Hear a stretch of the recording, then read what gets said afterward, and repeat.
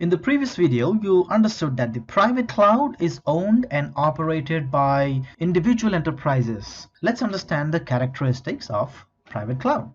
Ownership. The owner and user of the cloud services are same. If you compare it with public cloud, the owner, which is a cloud owner, and cloud user, these are two different things. Cloud user is us and cloud owner is the public cloud provider in case of public cloud.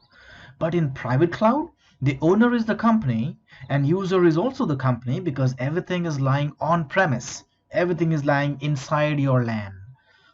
Hardware. The owner is entirely responsible for the purchase, maintenance, management of the cloud hardware. Users.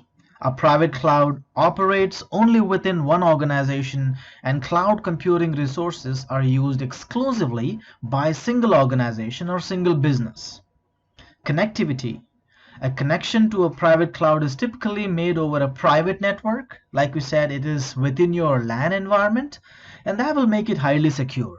The connection to your private cloud is not available on the public. That means you cannot access those private resources in the private cloud from the public or internet environment. You can only access it from your intranet. Skills. To build your private cloud, it will require a deep technical knowledge because you then have to maintain, set up, and manage your private cloud infrastructure.